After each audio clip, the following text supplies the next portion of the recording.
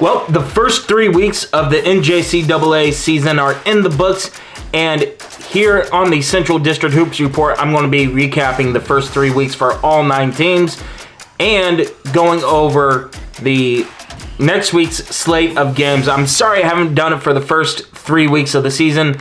I've had other obligations that took precedence, but I'm back now, and I am excited for this 25-26 season. And so, without further ado, let's just go ahead and jump into the first team, the Swick Blue Storm. Speaking of Swick, they open up this year starting 3-1 on the year, averaging 100.3 points per game, shooting around 51% and around 38% from behind the arc. The only downside is they're shooting about 66% from the foul line. Let's just go ahead and look at this here.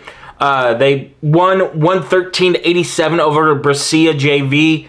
Then they won 118-69 against Southeast Missouri Prep, losing on Veterans Day 97-83 against Moberly area, and then taking on St. Louis Community College, winning that one 87-68. So their points per game has gone down, but that's because their level of competition has gone up.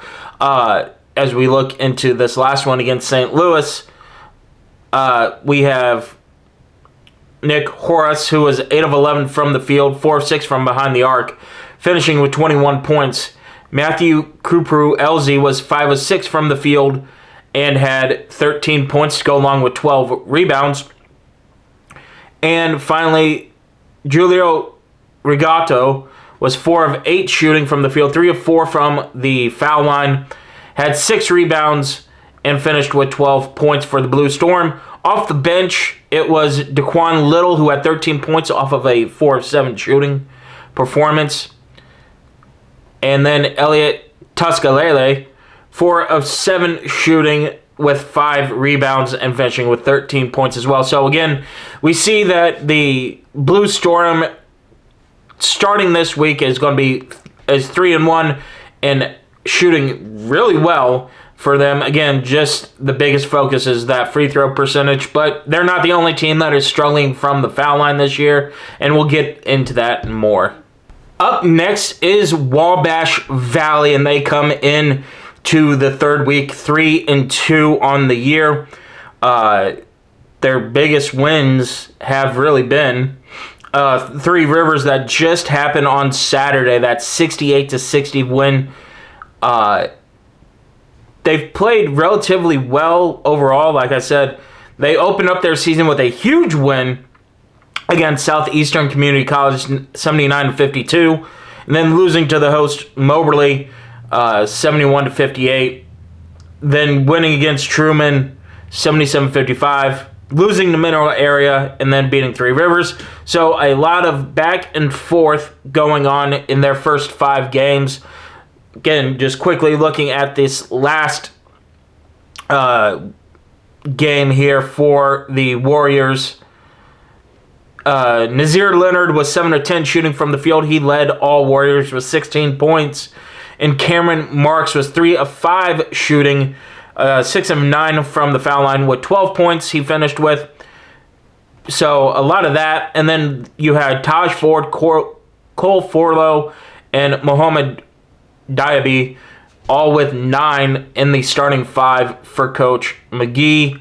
And again, that's just how Wabash Valley plays. They are very up in your face about it, and they don't apologize for it. They have a huge couple of games coming up right before the Thanksgiving holiday, and it's going to be very interesting to see how this team heads into their real meat part of the schedule, which happens after Thanksgiving.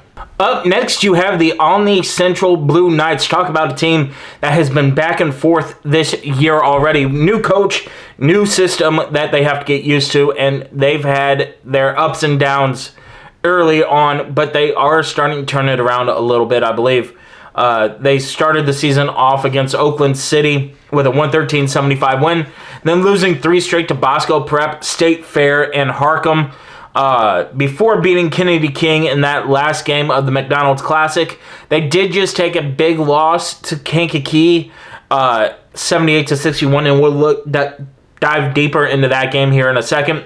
Overall, they're averaging about 77 points per game, shooting about 45% from the field, and about 39% if you want to round up from behind the arc. They are shooting at 71.5% from the foul stripe. Again, new coaching staff, so take this with a grain of salt.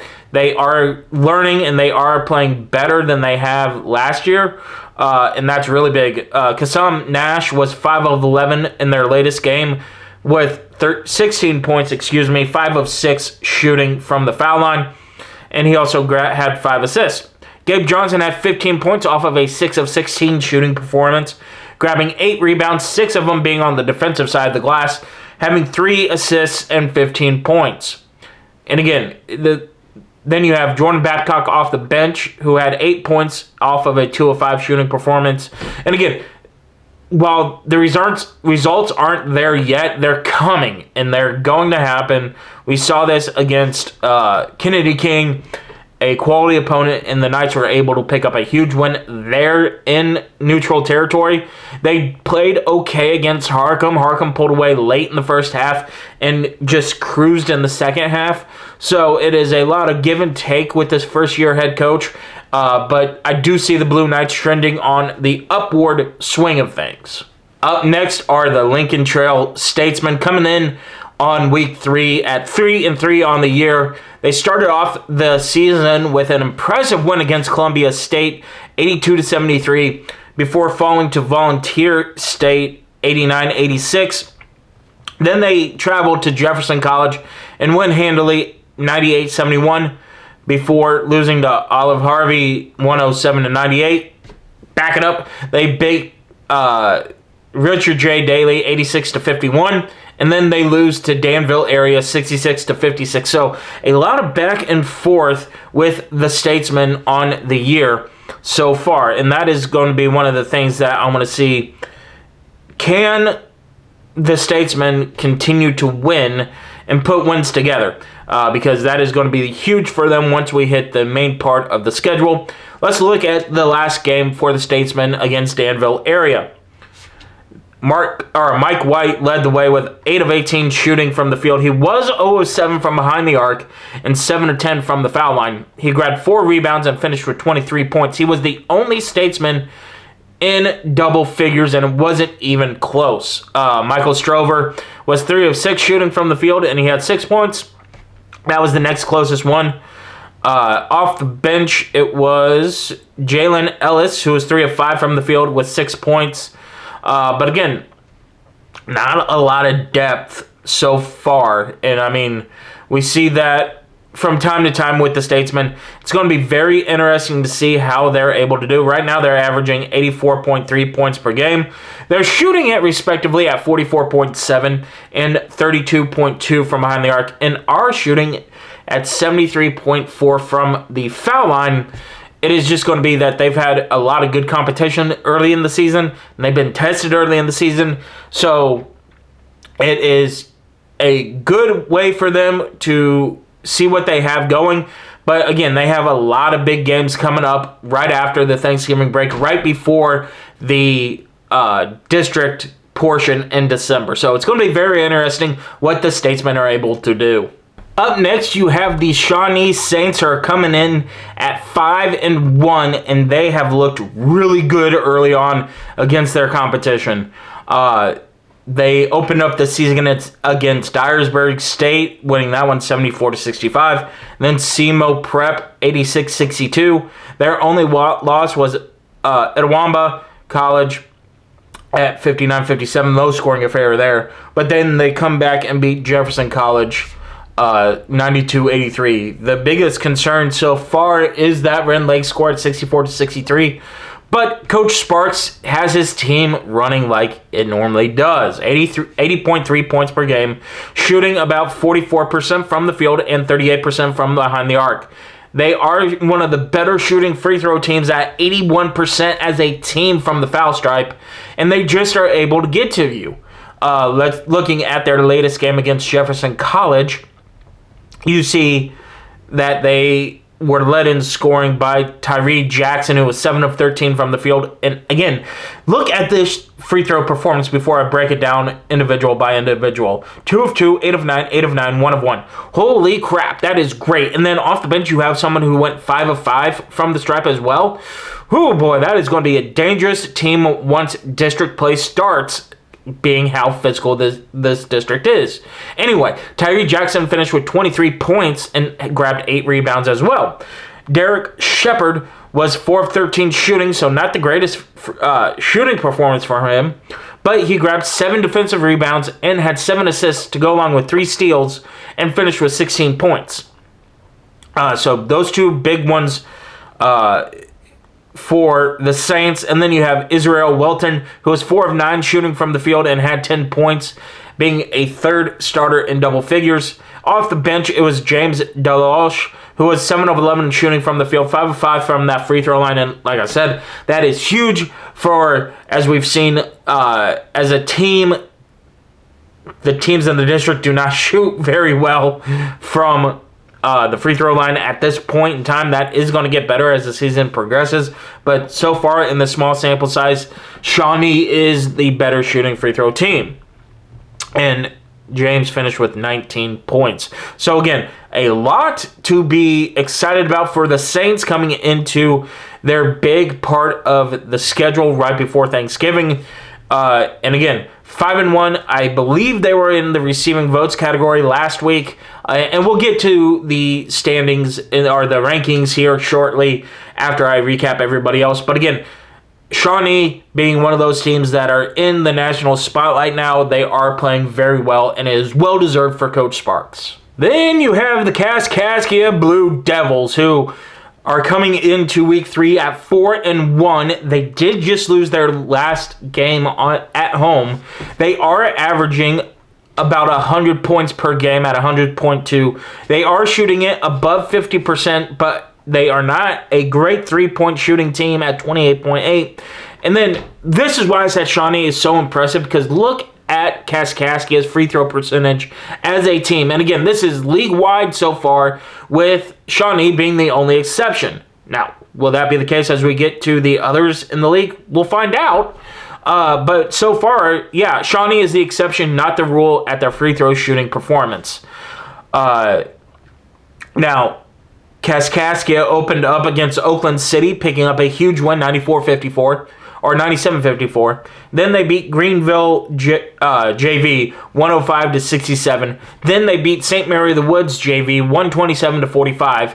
Then Brescia JV, 95-67, before losing to Southeastern Illinois College, 80-77. And that is the biggest shocker so far that I have seen, is that Southeastern, who has moved into a club team, beat Kaskaskia. So, and that was in overtime too, and they came back. They actually mirrored each other, as you see here, in the first and second half. So that's interesting to see.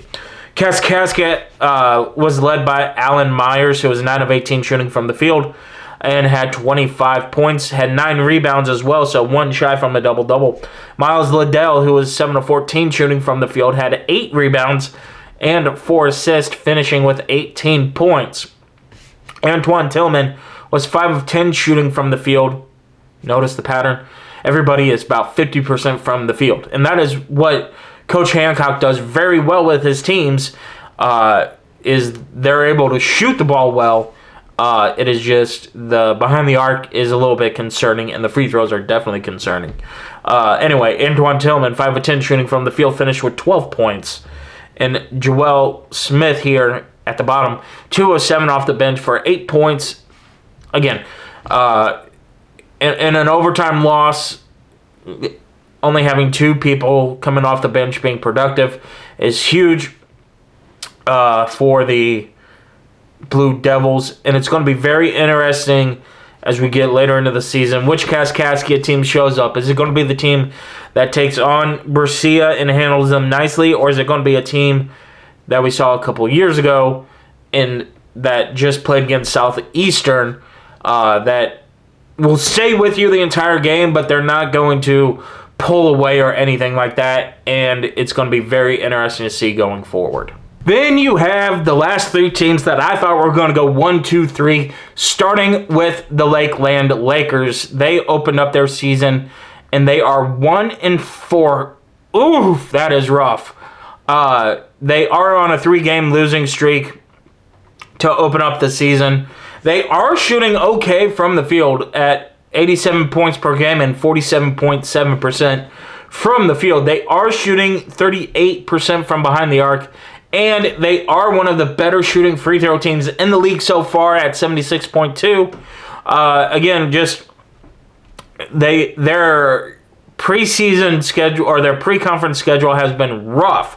They open against Triton, losing that one 96-88. Then they pick up a win against Richard J. Daley, 91-76, before losing to Olive Harvey, 103-99. That is probably your biggest loss of the year so far. And then you played Three Rivers, losing 97-89. And then Mineral Area, 77-68. Let's go ahead and jump into that Mineral Area score here. And you have no stats. Okay, cool. So instead of Mineral Area, let's jump into the Three Rivers scorebook here. There we go. So they were led in scoring by Stevie Tatum, which I thought was going to be the biggest thing that they had to do here. He is one of their only returning starters.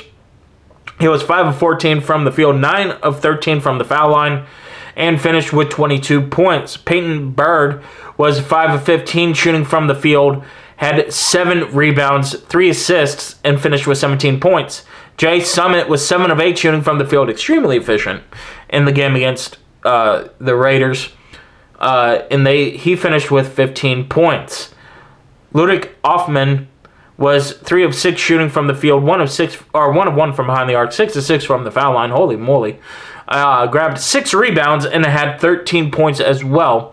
Bench-wise, it was Lavelle Tinsley, who was 4 of 14 shooting from the field, and he finished with 9 points. Again, a rough start to the season for the Lakers.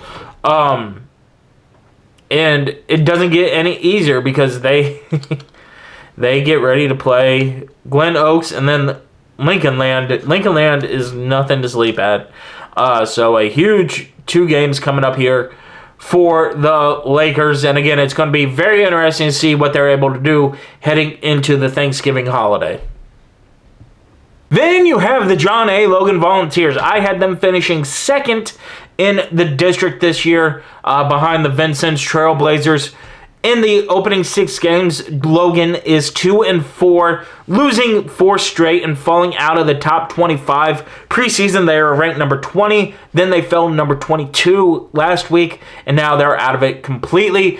Now, with all that being said, they are averaging 78.7 points per game, shooting 41% from the field, 26% from behind the arc. Oofa! And then 73.3% from the foul stripe. So again, great free throw shooting, horrible 3-point shooting. But here's the caveat. They've had a tough opening to their season. They opened up against Mineral Area, winning that one 84-79. Then they beat host Three Rivers 95-91 before losing to Coffeyville 77-69, losing to host Indian Hills 77-68.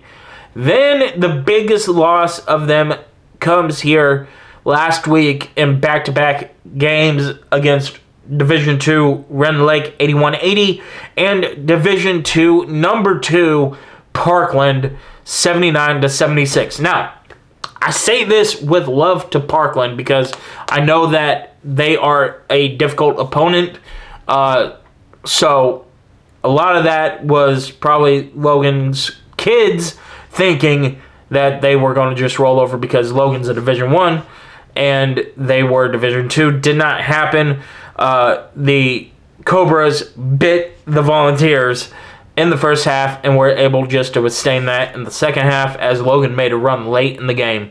Looking at the stats of that game, you had Darkel Payne, who was 3 of 5 shooting from the field, 2 of 4 from behind the arc, and 5 of 6 from the foul line. He finished with 13 points. Marcus Eves was 3 of 6 shooting from the field. He was 6 of 10 from the foul line, grabbed 4 rebounds, 2 assists, and had 12 points. Cameron McDaniels was 4 of 14 shooting from the field, and he finished with 10 points for the Volunteers. Off the bench, it was Christian Dorr, who was 5 of 11 from the field and had 15 points, grabbing 4 rebounds as well. And Jaden Miles, who was 3 of 9 from the field, grabbed 9 rebounds total, 5 of them on the offensive glass, and finished with 11 points for Coach Smith-Peters. And again, he purposely set up a difficult opening month of the season, and just to see how his team responds. They are a team that went to Hutch last year, and so far it is a learning experience for the Volunteers. I do expect them to bounce back once we hit district play. It's just going to be very interesting to see what happens going forward. Finally, you have the team who I picked to win the district this year, the Vincennes Trailblazers, coming into this game averaging 83.7 points per game. They're shooting 49% from the floor, 41% if you round that up from behind the arc. It is here, and oh my goodness, I knew they were struggling from the foul line. I didn't know it was that bad at 58%. Definitely the lowest in the district so far in the opening 7 games. With all that being said, they're 7-0 in the 7 games, having won 6 straight before going on the road for the first time on Saturday and picking up a huge win. And like I said, they opened up with 6 straight home games against Volunteer State, 93-57 win here. Then Columbia State, they won 81-68. Then McCobb College at a D2. McCobb actually led this game for the most part. Vincennes only really took the lead with 0.9 seconds left to go.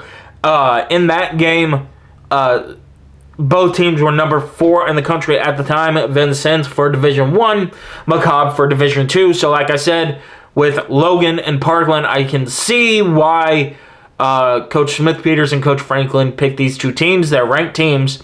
McCobb almost pulled a huge upset against the Trailblazers. And then heading into the next week of games, they had Kennedy King, handled them well. And then their biggest challenge to date was against Harcum, and they pulled out a huge 83-37 victory here. That was the biggest surprise here. Harcum coming in from New York and played well against Olney. Then you see them lay an egg against Vincennes. I know Coach Franklin was talking Harcum up, but the Trailblazers really put them in place in this game. And then they took on Harry S. Truman and won that game handily, 87-51, before going to Triton, another Hutch team, and pulling this game out late.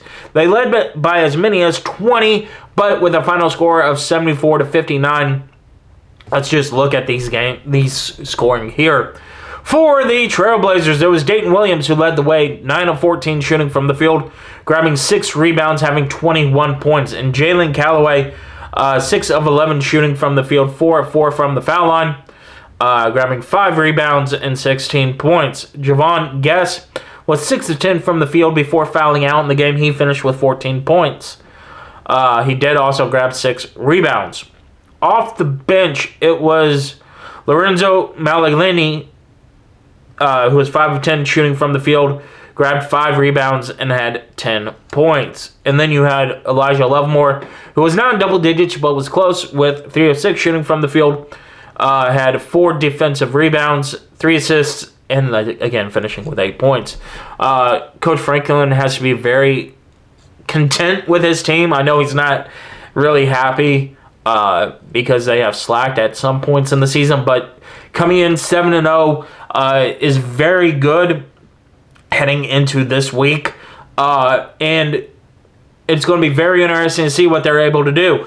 Now, I will actually get some live coverage and see the Trailblazers live November 25th when they play their home game before Thanksgiving, and I am super excited. I don't get to go to see these teams play very often. I have to watch it online, so to be able to go to the gym and see Vincennes play, it is a huge honor, and I'm really looking forward to watching the Trailblazers live in action.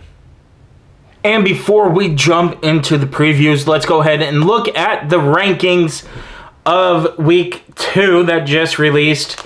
I actually was hoping to find the previous weeks just to see the jump, but unfortunately, I can't find them here. Vincennes University is the new number 1 overall team. They jumped from number 4 last week. Northwest Florida State at 2, Coffeyville at number 3. Daytona State fell 1 spot to 4. Snow jumped to 5.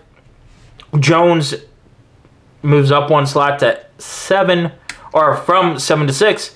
And then Midland makes the biggest jump, going up 11 slots from 18 to 7 here. Trinity Valley, the defending national champions, are at number 8. Connors State at number 9. And then Cowley finishing up the top 10. The biggest surprise here is not necessarily Indian Hills at 16, but there is no Shawnee. So I know I saw Shawnee in the receiving votes earlier in the weeks, in the preseason and week 1. So that's why I was hoping to go back a week or two, and if I go to the archives, just to show you full transparency, it's not there. So I don't know where I could find it, but there you go, the top 25 heading into the after the third week here. And again, Vincennes deserves it. They've played a rough first 3 weeks, and they jump from 4 to 7, or from 4 to 1, and biggest question now is how long do they hold on to that number 1 spot? They got a lot of big contenders coming at them and a tough back end of their schedule after Thanksgiving and after Christmas, so it's going to be very interesting to see. Jumping into this week's slate of games, starting with John A. Logan College. They are actually idle this week. They will play Tuesday before Thanksgiving against Kankakee Community College, but again, the Volunteers getting snake bitten by Parkland. They got a week of practice to get ready for a very tough Kankakee team that's coming in, so it's going to be very interesting to see what they're able to do against Kankakee. But yeah, other than that, John A. Logan idle this week, and they deserve the rest after their extremely hard opening portion of the schedule. Then you have the Vincennes Trailblazers, who do play this week. They play Kankakee on Saturday. So again, tough opponent for the Trailblazers. Kankakee coming down from the Chicagoland area. Going to be very interesting game here. And then the following week, they'll take on Pellissippi Community College, and that is the game I'm going to be able to go to. So again, I'm really excited to go to a VU game. It is, again, as a person who was on that staff for 3 years as a student manager, getting to see these guys play again, getting to see Coach Franklin, Coach Davis again. I'm extremely excited for it. It's going to be a very fun way for me to kick off my Thanksgiving. And so I will have clips for that one after the game, and I'm really looking forward to going to that one. Again, 2 big games before the Trailblazers break for Thanksgiving, so it's going to be very interesting to see. Up next is the Wabash Valley Warriors. They have a game this week against Community Christian out of Michigan, Wednesday at 7 p.m. Eastern Time. So it's going to be very interesting to see what Coach McGee can do for his team. Coming off of a huge win against Three Rivers, is going to be very interesting. And then they have a game Thursday on Thanksgiving against Northeastern Oklahoma A&M College in Poplar Bluff, Missouri. I remember that one very well, as my first year we went to Poplar Bluff. So they'll take on them, and then East Mississippi, and then Three Rivers for the Thanksgiving Classic. So tough stretch of games to close out the month of November for Coach McGee. But heading into district play, that is exactly the type of opponents that you want. If they can pick up 2 wins over the Thanksgiving holiday, or even 3 including the game before Thanksgiving. It will be a huge boost heading into the December portion of their schedule and their first 2 district games. Then you have the Lakeland Lakers, and they have a game Friday against Glen Oaks Community College, and then Lincoln Land Saturday the 22nd. They do play Danville at Danville Tuesday the 25th before heading to Burlington, Iowa to take on Minnesota West Community Technical College and Southeastern Community College over the Thanksgiving holiday. Again, Glen Oaks and Lincoln Land. Lincoln Land is not one to overlook on Saturday. And, of course, we saw what Danville area can do to a team in the district as they just beat Logan. So it's going to be very interesting to see how Coach Larry's team works their magic here. Again, a great slate of games over the next 2 weeks. Going to be very interesting to see how those games turn out for them. And then heading into district play in December is going to be very much a test of their schedule. Will it hold up or will they falter? Again, a rough start, 1-4 on the year. They can right things against Glen Oaks, and I really hope that they do. Then you have the Kaskaskia Blue Devils, and they are actually playing tonight as I record this against Greenville JV. So that game is going to be gone. They'll play Dyersburg State Community College Wednesday night, 8 p.m. Eastern Time. Then Saturday, they'll take on Oakland City University JV before heading to Southeastern Tuesday before Thanksgiving and taking on the Falcons of Southeastern Illinois College. Again, losing to Southeastern at home is going to be tough. If they can get their revenge there, that would be awesome. And then 3 games here. Dyersburg State is really the biggest one out of those 3. And it will be very interesting to see how Coach Hancock's team can bounce back from that loss, unexpected loss to Southeastern. I think they can, and I think it will be very interesting to see going forward. It's just going to be one of those games that we have to wait and see. Then you have the Statesmen of Lincoln Trail. They'll take on Greenville JV November 19th, 8 o'clock Eastern Time there. And then they will take on Oakland City Saturday before, and then travel to Iowa and take on Indian Hills Tuesday before Thanksgiving, before going to the Broadway Classic, taking on Southeastern Community College on Black Friday, and then Minnesota West Community Technical College on Saturday. So again, a huge games coming up here for Lincoln Trail. It is going to be very interesting to see. Right now they're at 500 with a 1-game losing streak. They have not won at home yet. So Greenville JV will be a huge step in the right direction for them. And heading into December, they are looking about middle of the pack, which is where I thought they would be. And it's going to be very telling what they do against Indian Hills and Southeastern, what team that we get heading into district play. Then you have the Olney Central Blue Knights, who are coming in at 2-4. They'll take on Mineral Area on Saturday, and that is a huge win or a huge game for them as they get ready to play against Mineral Area. And then they'll play Henry Ford after the Thanksgiving holiday. So again, a team that is looking to find themselves a new coaching setup, or new coaches, and a new system to learn. They got a tough game against Mineral Area, then Henry Ford before you head into your December slate of games. And it's going to be very interesting to see what happens here in the month of November, because November also sets up, like I said, the month of December, and that's when you hit your district portion of the schedule. So it's going to be very interesting to see what happens for the Blue Knights. Next up, you have the Shawnee Saints, who are going to be playing Volunteer State at the time I record this here in about 10 minutes. It is going to be a big game for them. And then they'll take on SEMO Prep right before Thanksgiving next week. This is a team I think should be at least in the receiving votes category of the top 25 So they got something to prove here against Volunteer State. I hope they do, because having 2 teams in the district heading into December ranked would be phenomenal. So again, Shawnee taking on Volunteer State. It will be too late when I go to post this, but at the time of recording, they tip off in about 10 minutes.